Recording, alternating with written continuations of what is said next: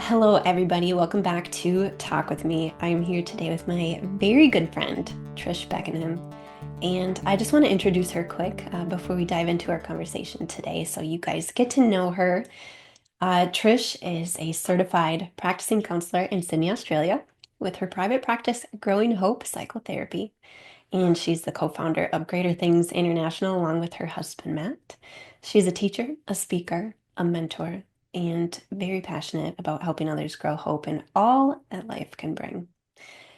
And today, I just really wanted to share this space with Trish and have you guys jump in because Trish has taught me so many things over the years, and I've had such the honor and privilege of calling her friend and getting to work with her in many different ways. And she was a big, big part of the way that my journey came together, the way that I was able to craft and put together my story and my book Walk with Me. And a lot of that came from this incredible course that Trish and I got to partner in as well. So Trish and I got to teach this course called Living Presence, and I'd say a lot of this was her brainchild because you guys know how passionate I am about this thing called manual prayer. And Trish just saw a lot of these similar threads in ways that we could take a manual prayer and join it with all of these things that um, she thought would partner really well with that. So, over the course of this time together, she taught me these incredible things that I have instilled and put in my life, and love to share with others. And some of these key teachings and points came around this word, awareness, and these things called boundaries, and all these other things that were so important to walking out our true self and being fully present within ourselves, present with each other, present with God, hence the name Living Presence. And I really, really enjoyed this time and a lot of these things that I got to learn. So I wanted to have Trish come on today and share some of these teachings with you because I think there's so much value in them. So first of all, Trish, how are you doing? Thanks for joining me today. Thank you. I'm glad to be here. Happy to be here. Happy to support you, to love you, to um, be here for you. Thank you very much. Trish and I have great fun together.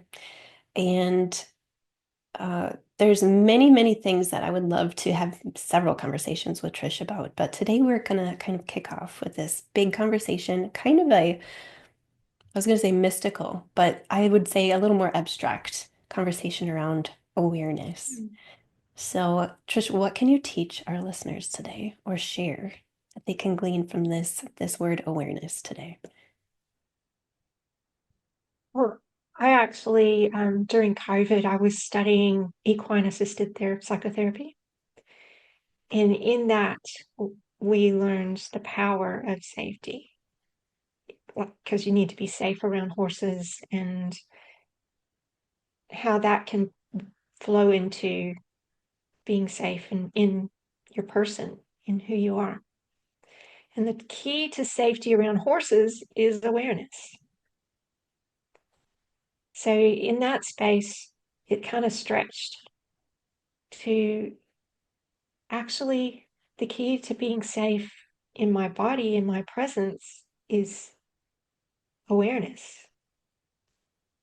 Because once we're aware of something, then we can do something about it.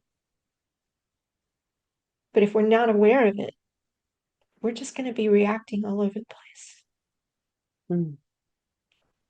So, becoming aware of things, awareness within our bodies, which can be tricky for some if they have no connection with what's going on inside their bodies. Awareness can grow even for them as well to help them recognize and connect things like, oh, when I had that, notice that feeling in the past, I was hungry, so maybe I'm hungry. You know, it can be really helpful in those spaces. But then when you get into trauma, when you get into reactions that your body is making of its own accord because of past pains or hurts, Awareness allows you to step in before you react, because you may be reacting to something that's in the past, not in the present. And sometimes that's not so helpful. So awareness gives us that space to, like, just a moment to make a choice rather than just react, just respond. Like, it gives us that chance to respond rather than react. Mhm. Yeah. So that's how I came to know about awareness. And then as I leaned into the counseling, awareness is a huge part of being able to learn to manage yourself. And so connecting that with God things, it's like, oh, actually, awareness can be really helpful there too. Because once we become aware of God and what He's doing in us, we become more aware of God and what He's doing in us. And then we're speaking lovely things over ourselves. We're growing our capacity to live in that space of joy and presence and awe and all the wonderful, beautiful connection things. Because we can grow our connection with Him, with ourselves, and with others. And it all started with just growing our awareness, which is so easy because it's just a matter of just learning to start focusing on something. Just tuning into your senses and noticing what's around you, what's actually offering you a sense of life, comfort, peace. Um, Tuning into those senses, tuning into what you've noticed before. Those can bring awareness and peace into your present moment. And we live with the present God.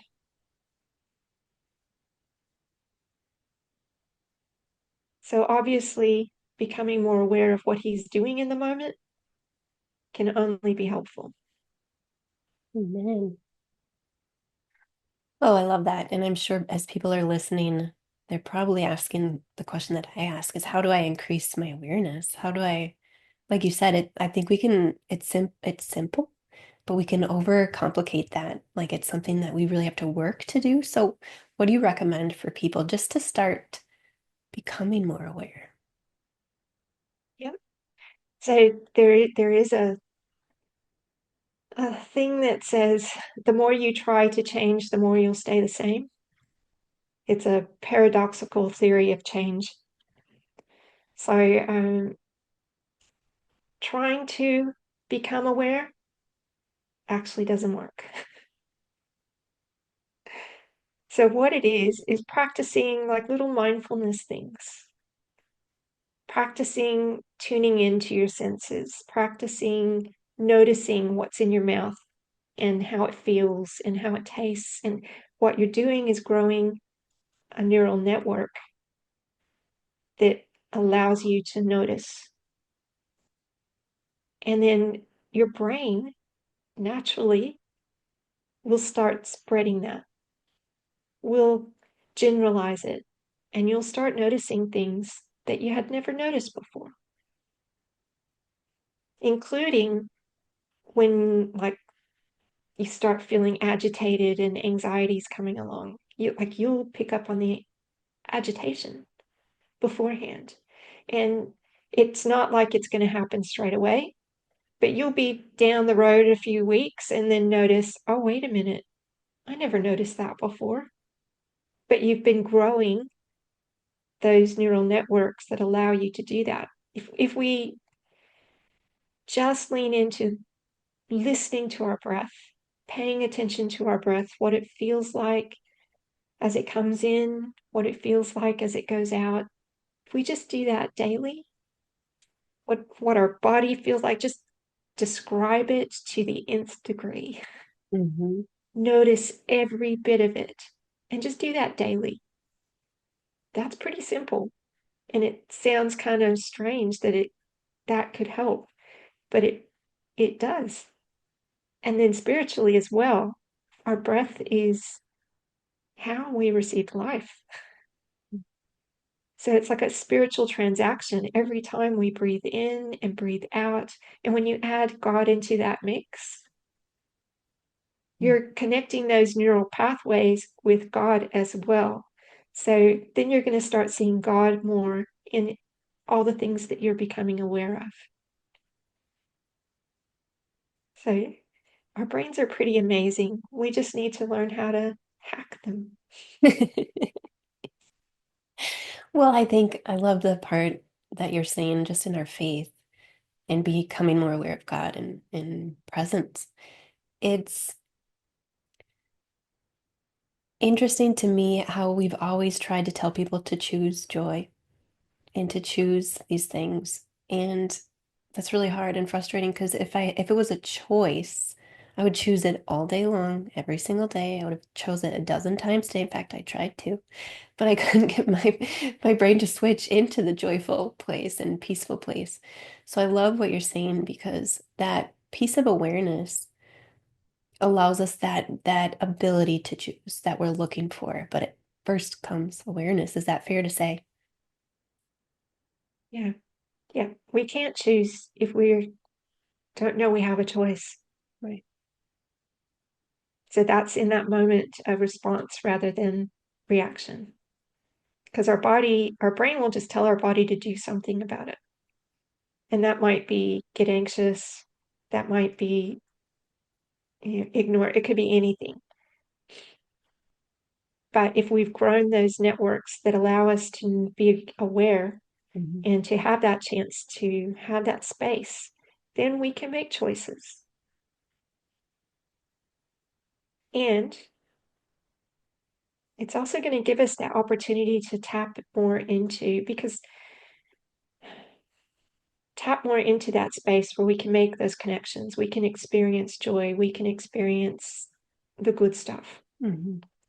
Because that's a different part of our brain than the part that's doing the fight and flight and the Yeah, fawn and all of that. That's a right. different part of our brain. And when we're in that space, it makes it really hard to do the survival stuff. Yeah. We're in the joy and the peace and the awe and connection. And we actually need other people. And it's in that space that we get to enjoy other people. Mhm. However, it's usually with other people that we've experienced trauma as well. So, learning to find people that we can trust who will accept us without judging us, Yeah. that's where we can find healing. And so, doing these things with these people can be helpful. You Mhm. get to experience that connection, that safety of connection, which is different from what may have been experienced before. Right. Connection meant danger. Exactly. Well, and this is really why I wanted to share this conversation with people today because being able to practice it, especially with those safe connections, when you first dropped this into my awareness, when we were kind of dreaming up um, this understanding of living presence and how to be present, and you started talking about this word awareness, it just revolutionized my thinking in the way that I went through my day instantly. Just the introduction to the concept of awareness, I started to become more aware. And I was immediately practicing this in my own home with my husband and my children, and it became a huge part of our conversation. And if you guys have followed along at all in this series, I got to talk with Chris Coursey about this, and I think it just partners so well with that idea of being able to then label it. So once you become aware of things, you can actually tell people, hey, I'm at a level this, or we can have like code names for things so that awareness is building in our home so that we all kind of have a decision or a choice to be able to see how we want to move forward. And it might not be a huge window because some of those reactive moments can be pretty powerful, but at least there's a little distinction there and we can build on that. And that has certainly been true in my own walk and journey with this. So but to know, to think that this really starts with awareness, I think is key. So as soon as Trish started introducing me to this, I wanted everyone to come in on this conversation and just invite you guys to think about this in your own world, in your own life, in your own body, in your own friendships, relationships, because I think there's a lot to think about. So what do you perceive to be the biggest blocks in awareness, Trish?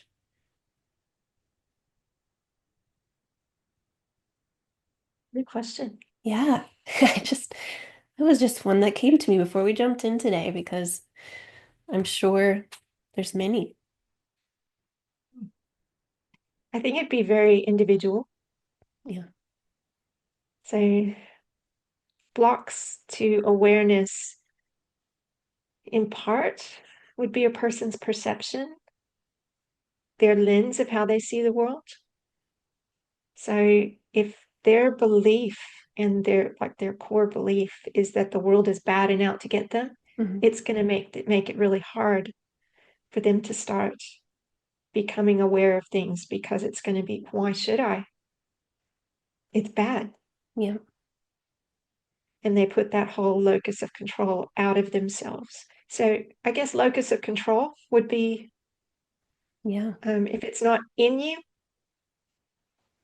if you're thinking that the world is out to get you and um, you you exist only according to what the world says, Hmm. that can make it really hard to become aware because it would be a bit scary. Yeah. But when we start to recognize that, oh, wait a minute, actually, it doesn't matter what the world says. I'm me and I'm valuable and it's worth being me. Hmm. And so I can choose what happens for me. We put boundaries in.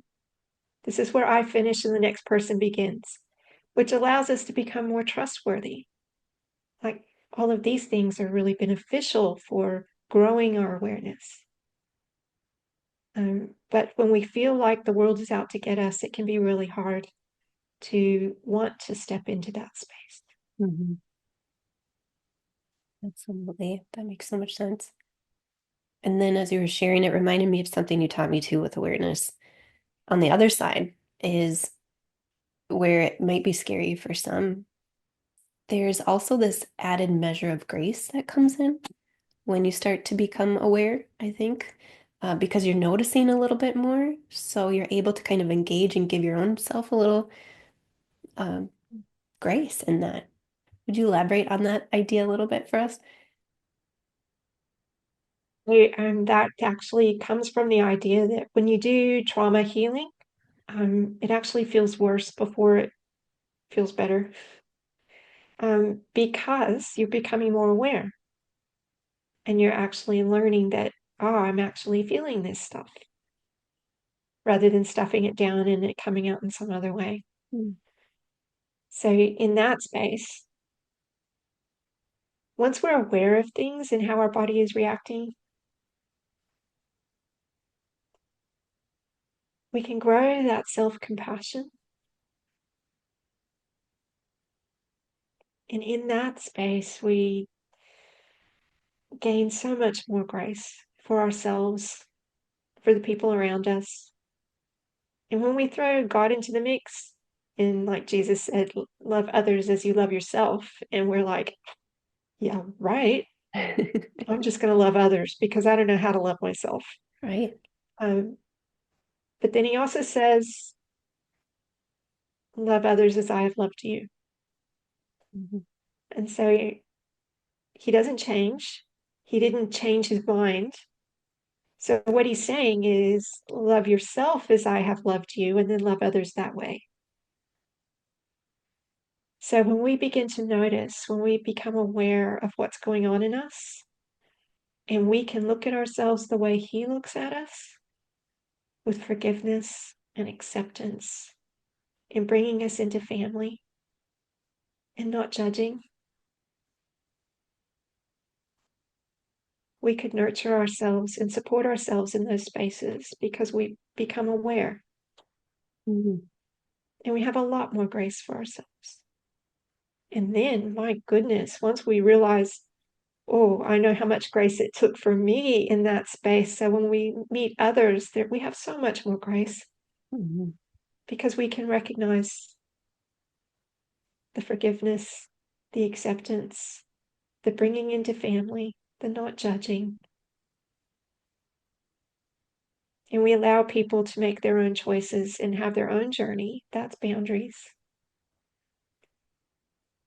But we're just there to support them, Mhm. not fix them. Mm. Mhm. So grace does not fix, grace supports. Yes. Yeah. So as the grace grows, we actually become more aware of how much grace we need, and Mhm. then we're able to offer it more. So true. I love that. Well, another big part of this conversation today that we wanted to hang out in is I think it threads really well into what we've been talking about with awareness, but it's this conversation around something that we can become aware of with this word trigger and glimmers. That's something that I hear often, especially in social media. I see a lot of posts about glimmers and certainly the word triggers, I think, is being more understood. But Trish does such a great way of unpacking what these are. So I'm going to toss it over to her to kind of elaborate on what these are. Okay. So they are basically the same thing, which sounds weird, but they are. They're just something in the present. The difference is what it connects to in our body, what our brain connects it to. So a trigger is something that happens in the present or exists in the present moment that our body interprets and says, ah, that was like this past thing, and we're going to react as if it were that thing. So it connects it to a sad or painful memory, not necessarily going through the thinking part, Right. but our body will just start reacting. And it's just like, whoa, where did that come from? This is really painful. And it's like, wait a minute. Now, actually, this isn't painful, but it's feeling like something that was painful in the past. That's a trigger. A glimmer is something in the present, just the same, something in the present that our brain connects to a life giving memory, a joy memory, something that brings hope and life and beautiful things. And so our body then reacts as if we're back in that beautiful memory. So, an example of this is like, for me going out and in the yard and seeing a dewdrop or a raindrop and noticing how beautiful it is. And it just had this beautiful feeling inside me. And I was like, oh my goodness, it's just a piece of water on a leaf, you know? But I could see, you know, like a reverse image in it. It's just this tiny little thing, but there was so much beauty and life. And so I just sat with it because that was a glimmer. It was something in the present that was eliciting feelings of joy and life and hope in me. So I sat with it long enough to become aware of where that was coming from. What memory existed in me that I connected with that little dewdrop. And it came back to living on the farm Mhm. in Texas, and water is life. You need water for the crops and for the animals, and so when it rained, because we got a lot of drought in Texas, Mhm. so when it rained, it was just beauty. I loved it. So now I see a raindrop, and I'm like, my body just responds with joy and excitement. Before my brain could go, oh, that reminds me of, Right. but my body responded. So just having the awareness to notice, hey, my body responded. Let me just sit with that for a minute. So that's actually something called rain, funny enough. So it's we recognize what's going on in us. We recognize that there is something going on in us. We accept that there is something going on. Then we inquire about it. What is it that our body is wanting, needing? And then we nurture. Mhm. And we have that grace for ourselves. If it's something hard, we recognize it's something from the past. If it's something beautiful, we can allow ourselves to sit in that memory again Yeah. and just enjoy that connection, joy space in our brain. So Yes. noticing the glimmers is really important, but we're kind of geared to notice the hard stuff, the bad stuff, because we're trying to keep ourselves safe. Mhm. So growing our awareness actually allows us to have that chance to grow our noticing of when our body actually feels something good. Mm. And even just to open ourselves up to pursue that on another level. Maybe instinctively we will, like you said, just, oh, that feels good. I want to move towards it. But if we know and become more aware of it, how more often will we pursue that and seek after it? See, today I really wanted to unpack this conversation on triggers and glimmers because I know in my own journey in and out of anxiety and all kinds of hard seasons, I remember really needing to focus on gratitude. I really felt like this was something the Lord had put on my heart that was almost like life or death. Like I needed to somehow switch my brain to start focusing on gratitude because I was really stuck. And when you and I started working together, I remember this conversation around the power of looking or pursuing a glimmer or these moments where I can kind of find that internal peace and realizing that the first step was really about awareness. So that's why I think it's really important that we have these conversations because especially around awareness, I think that's something that is really the key. It keeps coming back to awareness for me. So I'd like to talk a little bit more around triggers today. So those responses that we have, could you give an example of what a trigger would look like, just maybe in an everyday kind of occurrence? Well, it would be very specific and individual per person, per happening, whatever's happened in their past. So a trigger is simply something in the present, whether it be somebody says something or an actual thing lying on the ground, or, you know, you see something, maybe a picture Mhm. or somebody from the same country, whatever the trauma was, whatever the pain was, our brain is going to attach the feeling and the need to keep ourselves safe from never letting that happen again. So it's going to remember that, but it's going to kind of generalize it. Mhm.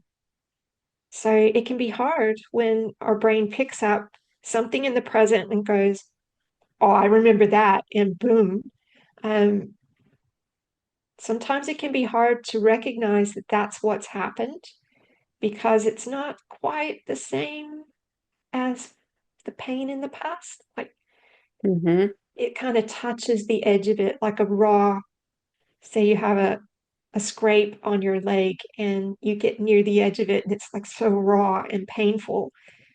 So it's kind of, a trigger kind of scrapes by something painful and the body goes, boom, no, that's not going to happen. I'm not going to let that happen again. Mhm.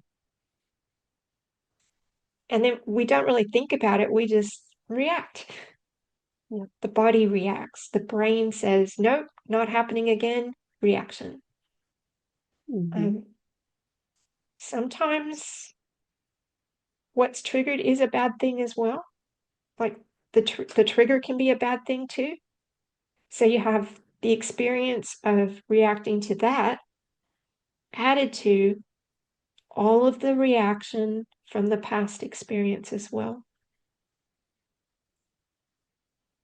So it's not just, I'm triggered, oh, that's a bad memory. It's, I'm triggered, and then our brain goes, oh, there's this pain and this pain and this pain and this pain and this pain and this pain and this pain, all the way up to present day, and goes, here you go, Mm. protect yourself. And we just react. And so it's like this huge reaction that is kind of bigger than was called for Mm-hmm. in the moment. Um, sometimes, Yeah. sometimes, like that's if it's a trauma reaction. But if it's not a trauma reaction and it's still something that happens in the present that touches a memory of pain, Mm-hmm. that our body has decided, I need to protect myself. Mm-hmm. And then our body just reacts without us thinking about it. But again, awareness allows us that space Mm-hmm. to think about it. Yes. It's like, oh, my body's starting to react. Let me think about that before I do something out here, before I let everybody else know what's going on inside. Mm-hmm. That's a boundary as well. That's a personal boundary where we have a boundary around us that allows us to hold stuff in that should not come out. Yeah. I hate that word should. That's not a good word. Um, hold stuff in that would not be helpful if it came out. Right. Yeah. So that's a boundary to guard our hearts. But Mm-hmm. it's not just guarding our hearts um, from what comes in. It is that, but it's also guarding our hearts from letting the painful spots come out Yeah. and attack people, because that's not helpful. Right. So That's true. a bit more than you asked for. No, that's perfect. Because the reason I asked, I think, is I remember in my counseling journey being asked the question, "Do you have any triggers?" And it was the first time I'd heard that word. So I love having you here today to kind of unpack that a little further. But in the moment, my quick response was no.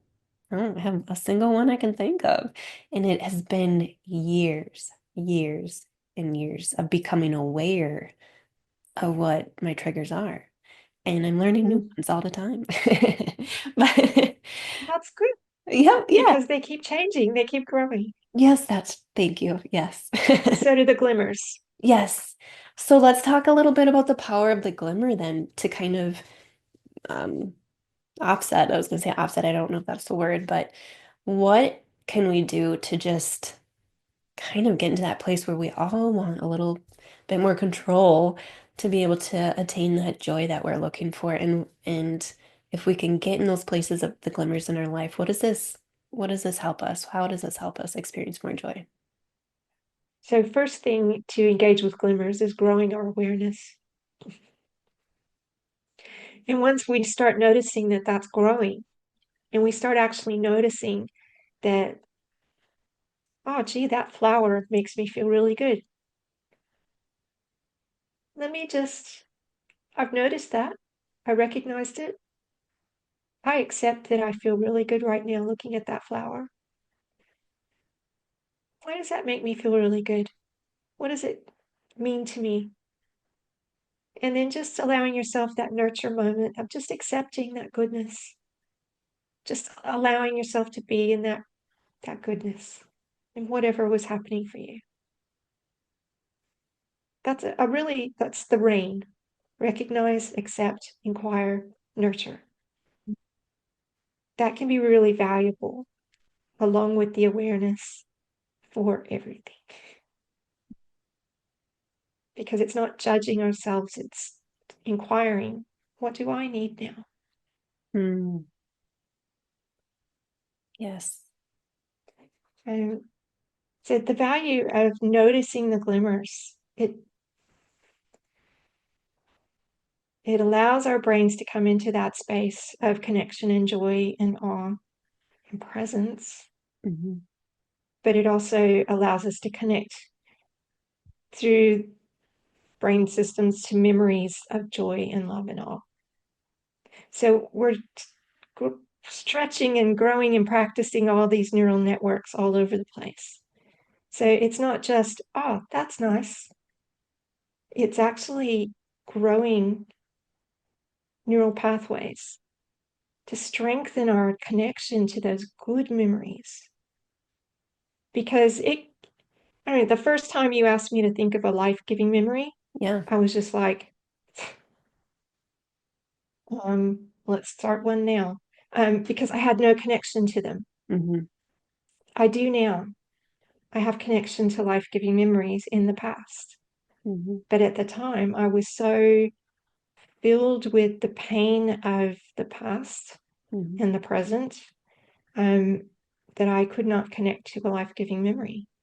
Yeah. So noticing the glimmers allows our brains to start growing those neural pathways so that we can connect to those good memories.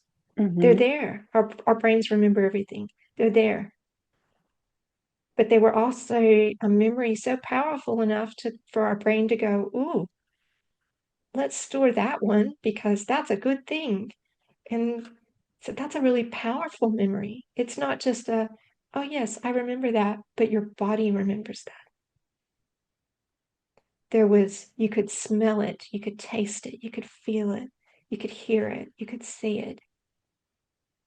And then we get a chance to do a manual prayer and just step into that space and really experience it again. Yeah. But also with Jesus, the way we know him now, ever present, ever forgiving and accepting and drawing us in as family, not judging us, and sitting in that memory and just enjoying it. It's really powerful. So powerful.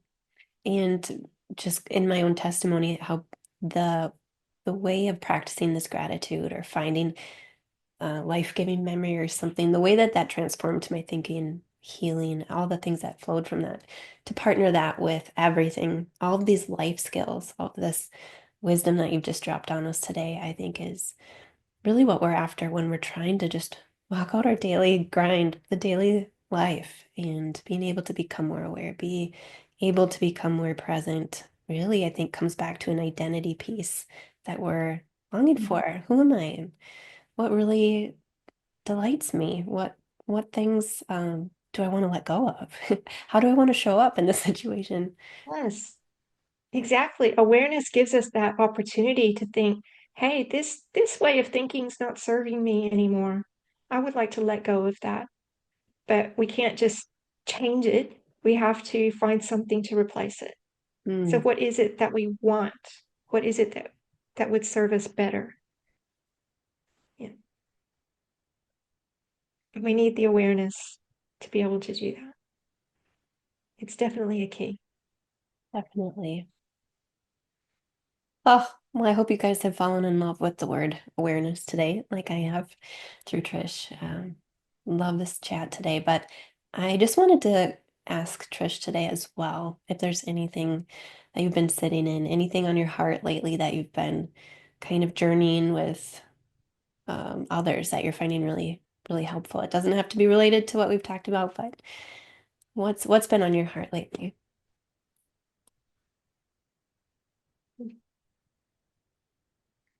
I've just been diving into more of the brain. So call me a nerd. I love it. Um, but diving into the learning more about the brain alongside learning more about me. So I've been learning about the reticular activating system, as you do. Um, and this part is like our brain's algorithm. It it's the part, when you go past your loved one's phone and you whisper what you want for Christmas and they get ads for it. Yeah, that's the algorithm at work. But our brain is the same. And this part of our brain, it does many things. But part of what it does is whatever we believe, it will find things to reinforce it. So if we believe that hopeless place that the world is out to get me and everything is difficult and I can't do anything about it, our brain will search to find ways to reinforce that. That is the algorithm at work. It's not that, oh my goodness, there it is again, and there it is again, and it really is out to get me. No, our brain is searching those things out. However, if we believe and start speaking over ourselves beautiful things, and I actually have a right to have needs and wants and Mm-hmm. be a person, and it's okay that I'm quirky and a bit different from everybody else. That's what makes me me. And then our brain starts finding ways of backing those things up if it's something we truly believe. Mm-hmm. So I'm excited about learning about this part of our brain. Yeah. It controls so much. It's like a gatekeeper for our brain. It has everything comes in because it's like at the base of the brain, at the brainstem, and it allows things to come in and tells the brain what to do with it. And like to me, it's like, oh, this is another key. I love this. I'm excited. I want to learn more about this. Um, yeah, but it's just So good. gives me hope that I can reinforce, because along with awareness, I can reinforce the good things, and the world will give me support for that. Mm-hmm. Wow. If I decide I'm going to believe that this is possible and I can do this, I'm teaching a course next year, I'm starting a podcast. At the beginning of last year, I would have said, no way. Why would I try that? It's terrible. Um, but this year, I'm excited because I can see new things happening. And the world is bringing me things, or my brain is noticing things in the world. Not that the world is bringing them, but my brain is noticing positive things, and good things about me. Because my brain in the past, because there was a lot of trauma, there was a lot of abuse and pain. Mm-hmm. So my brain would notice the negative, Mm-hmm.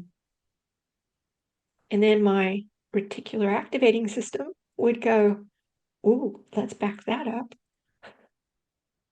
And so then I'm sitting there ready for a fight, and people are like, what are you talking about?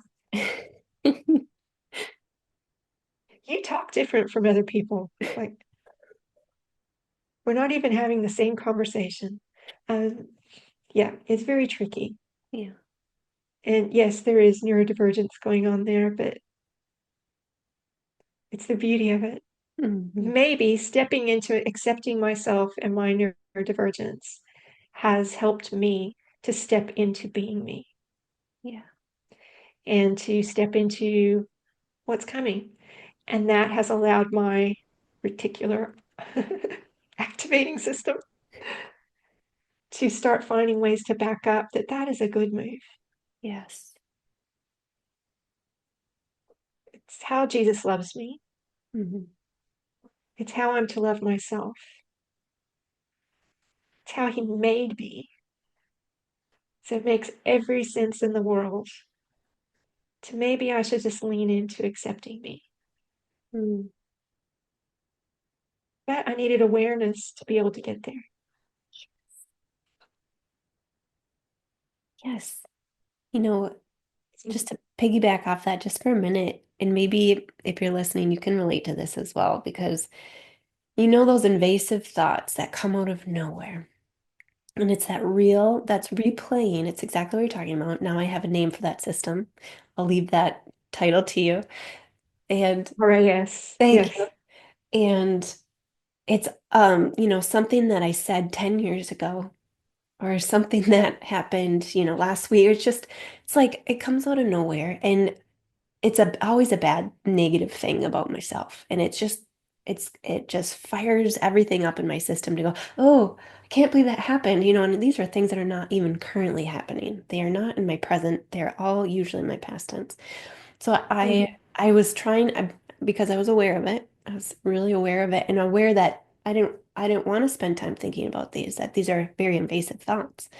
And I was just kind of asking the Lord to help give me a strategy.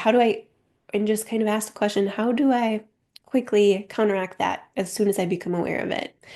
And I just had the thought, I guess, of, well, for every invasive, cringy thing that comes into my mind, I need to intentionally focus on a really good quality about myself or something that I've done really well mm, in the last few weeks or today or whatever. And in that moment, Trish, it took me all day and I still couldn't think of one good thing. I could think of list of all of the negative things. So very similar to, I think what you're saying is that just that mind mapping, and awareness being the key to help me really start looking at where that's coming from and have the plan to kind of find those glimmers. And it can be really hard. That self-love and that self-talk can be a really tricky thing, but the more we practice it, the easier it gets. yeah, yeah. But mind you, that is the RAS system, like that's it at work. Yeah. That's where that thought came from. Yeah. So that's why then it's that paradoxical theory of change. You can't think, I don't want to think that, let me think something good, because that just reinforces that neural pathway to that bad thing. Yes. Even if you're saying, I don't want to think that, you're still thinking that. Thinking Your it. brain doesn't care that you said don't. Yep. So you're still Absolutely. reinforcing it. That's why it makes it hard to get to something good. Hmm. So, but if when the thought comes, we use the rain, we recognize, oh, there's that thought again. And we just accept, sometimes my brain offers me these thoughts. That doesn't make them true. They're just thoughts. Hmm. And then inquire, is it true about me? I've kind of think my body might be asking for something right now. What do I need? And then just nurture and notice if the good things start flowing then. Hmm. So sometimes nurturing you may look like having a hot cup of cocoa, curling up with a good book, um, sitting quietly with God, like whatever is nurturing for you.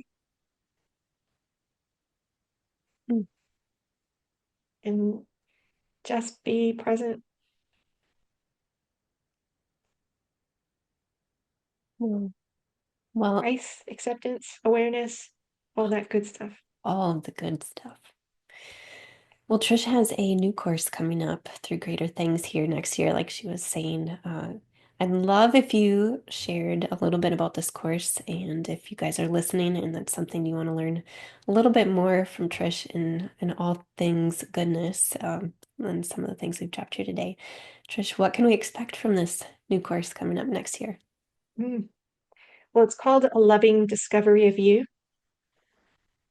Um, it's going through, it's 5 weeks, and it's going through, there'll be an introduction week where I'll kind of go over some kind of brain stuff, but try not to do it too scary. Um, just really basic, because it's not, we don't really need to know where everything is and what it's doing, but we just need to know that it exists. Mhm. That can be really helpful. It helps with our awareness. It gives us an understanding of, oh, you mean that's not the end of the world? It's just something my body is experiencing? Okay. Yeah.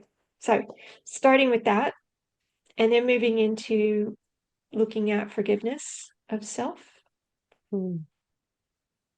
and what we might need forgiving of, and Mm. how do we forgive self. So it's really a self-love course. Mm. Then self-accepting the next week, learning to speak to yourself and draw yourself in as a friend, Yeah, and doing it without judgment. beautiful. and all those parts of you that really need some nurturing that didn't get it before. Mm. Learning to value the light and the shade. That those little dark parts of us that we'd rather forget, those are actually parts that need some nurturing from us. They need to be cared for. They need to be loved. That's why they're there, because they didn't get it. Mm. So I'm leaning into that, and then we'll finish off with a week of boundaries. Mm. Trish and her boundaries, that is definitely something you want to hear about. And we got a little boundary talk in here today. Hmm. Goodness, that sounds incredible. I think loving self and rediscovering self, even that self-forgiveness, I think these are huge things and huge topics, and many of us are not learned in these areas. So I think a course like this is something that we can all benefit from. So my goodness, Trish, thank you so much for hanging out with me today and sharing this great conversation. I will put some of these details when I share this chat so you guys can follow along with Trish and find her. And we heard you say that there may be an upcoming podcast dropping from your end. So we'll be looking Yep. for that in 2025. Thank you. Thank you for having me on. And um, thank you for your book. Thank Yeah. you for sharing you. Oh, thank you for this journey, my friend, and for being a big part of it. Thanks everyone for tuning in, and we'll be back again.